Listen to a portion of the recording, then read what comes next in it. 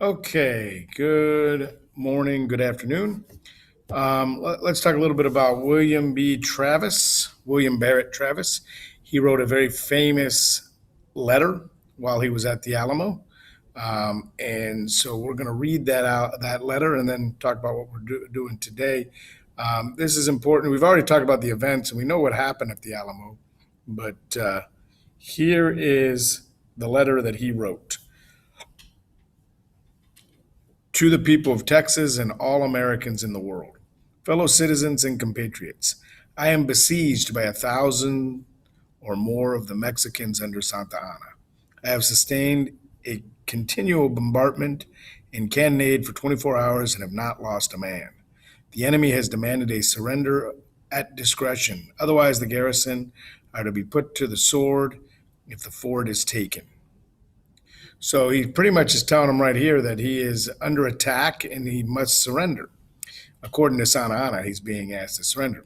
I have answered the demand with a cannon shot, and our flag still waves proudly from the walls. I shall never surrender or retreat. Then I call on you in the name of liberty, of patriotism, and everything dear to the American character to come to our aid with all dispatch. So, who is he asking to come to the aid of Texas as they battle as their own? They declared independence of their own country, but they're asking another country to come to their aid. Who is that? The enemy is receiving reinforcements daily and will no doubt increase to 3,000 or 4,000 in 4 or 5 days.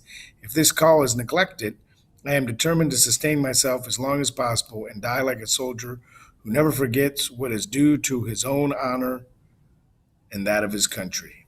Victory or death. William Barrett Travis, Lieutenant Colonel, Commander at the Alamo. P.S. The Lord is on our side. When the enemy appeared in sight, we had not 3 bushels of corn. We have since found in deserted houses 80 or 90 bushels, and gotten in the walls 20 or 30 head of beeves. So he is desperate for help. And so then what you'll do is, after you're reading that, you answer these questions. Define besieged in your own words. What has the enemy demanded or else? Who is Travis calling on in the name of liberty? Why is he asking for reinforcements? What will happen if Travis's request goes unanswered? What emotions does this letter evoke today? How do those emotions compare to someone reading it at the time of the fight for Texas independence was underway? If a Mexican soldier had intercepted this letter and read it, what are 2 possible reactions he might have had to it? Explain your thought process. And finally, is the claim that this is arguably the most famous document in Texas history warranted? Why or why not? So this is the victory or death letter. Okay, and then there's also somebody better than me reading it. If you care to have them read it, there's a video that's been attached as well that'll allow you to have them read it. And that's pretty much it. Just answer the questions.